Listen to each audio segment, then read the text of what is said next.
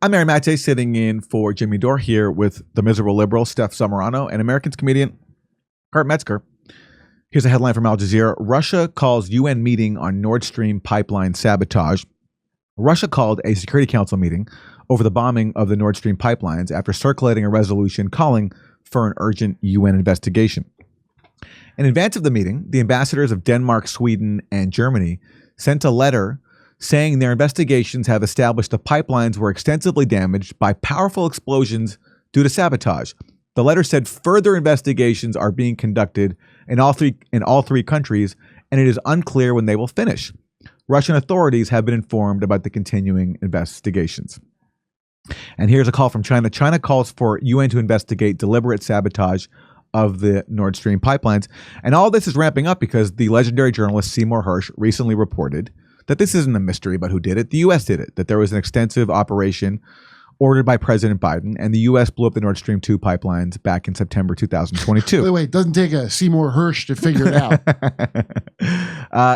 So there was a UN hearing about this, and finally the Washington Post for the first time acknowledged Seymour Hersh's story with this headline: Russia blaming U.S. sabotage, calls for UN probe of Nord Stream. And they point out that Moscow cited the reporting of Seymour Hersh.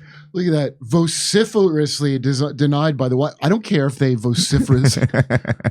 Oh, you know, they would never lie with their voice. So among the speakers at the UN Security Council is Jeffrey Sachs, and he is an economist, academic at Columbia. And he's been saying for a long time that he thinks that the U.S. was behind the Nord Stream 2 bombing, and that was seemingly bolstered when Seymour Hersh reported just that. So here is some of what Jeffrey Sachs had to say. The destruction of the Nord Stream pipelines on September 26, 2022 constitutes an act of international terrorism and represents a threat to the peace. It is the responsibility of the UN Security Council to take up the question of who might have carried out the act in order to bring the perpetrator to international justice, to pursue compensation for the damaged parties, and to prevent future such actions. The consequences of the destruction of the Nord Stream pipelines are enormous. They include not only the vast economic losses related to the pipelines themselves and their future potential use, but also the heightened threat to transboundary infrastructure of all kinds: submarine internet cables, international pipelines for gas and hydrogen, transboundary power transmission, offshore wind farms, and more. The global transformation to green energy will require considerable transboundary infrastructure, including in international waters. Countries need to have full confidence that their infrastructure will not be destroyed by third parties. Wouldn't that be nice if your infrastructure wouldn't be destroyed by the CIA? By your allies to basically screw you out of having a choice. That's also where, don't we get fertilizer from natural gas too? Like that I forget what it is, what it's called. But I'm not a hydrocarbon expert, Kurt. That's not my métier. But a lot of fertilizer, like it's not just them freezing. It's going to be like famine could result from this. Oh, sure. Oh, absolutely. And here's another speaker at the UN Security Council, Ray McGovern, longtime CIA analyst. This is what he said. I do want to talk about Seymour Hersh's article. And I can have to say up front, full disclosure, that I am a friend of Seymour Hersh. And so I will not opine myself. I will cite a very distinguished former U.S. ambassador and also Assistant Secretary of Defense. These are the words he said about Seymour Hersh. Hersh attracts whistleblowers because he has a perfect record of protecting their identities and accurately publishing what they reveal after due diligence, despite the government denials and slanderous attacks that invariably follow. His reputation is such that people of conscience seek him out. People of conscience. As a U.S. Army officer and as a CIA employee, I took an oath, one oath. It was to support and defend the Constitution of the United States against all enemies, foreign and domestic. Some of us took that oath seriously. And when we see this kind of thing going on, we go to somebody who might be able to protect us and might be able to get the word out. Now, this was 2 weeks ago. Has the New York Times mentioned Cy Hersh's article? Has it even reported the denials?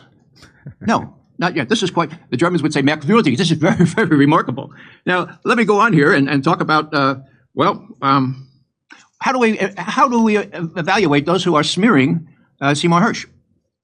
Well, as Jeffrey Sachs has already said, the CIA spokesperson said, the claim is completely and utterly false, quote, end quote. Whoa. Now, I have to confess, being an alumnus of the CIA, that our PR people, our public relations people, do not have a very good record. No one wants to go back 20 years to Colin Powell's speech before this Security Council. We all know about that. That's Ray McGovern speaking about Seymour Hersh is reporting on the U.S. bombing of the Nord Stream 2. And then someone else who spoke about this issue recently is Fiona Hill. She's a former White House expert, served under Bush and Trump. And she came out with a new theory where she says it wasn't Russia, as the U.S. initially said, or the U.S. She suspects it was Ukraine. Initially, I did think it was the Russians. There was just, so much about the whole, eruption that it made me kind of think of the kind of sabotage actions that the Soviets undertook during World War II, and that Putin's father was that when they sabotaged themselves with Soviet communism?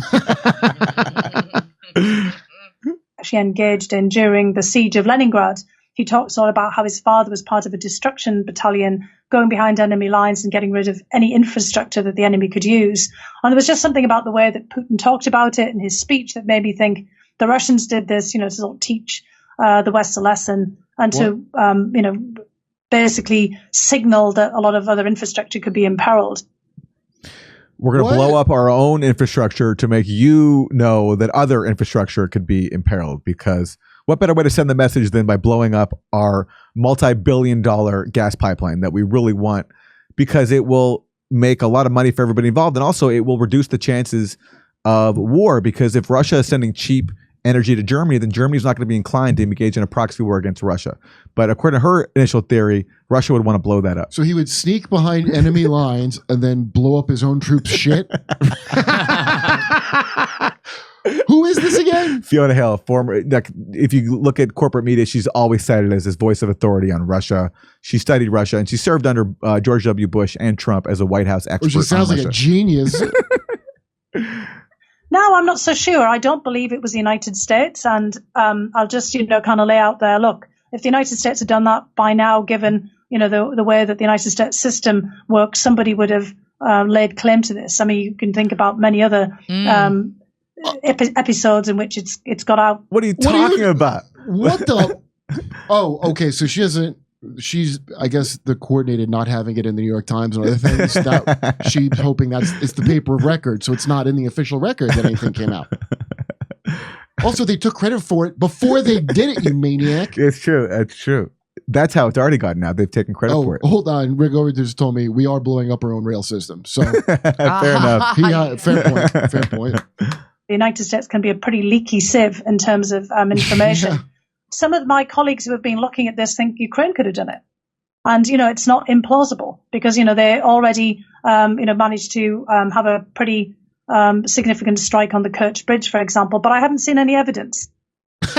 Yeah, you haven't seen evidence. I wonder why. How would they have done it without us directly helping them, by the way? Exactly. What do you think? They got 12 scuba Nazis that they sent? They can't even strike a target inside their own country without U.S. approval.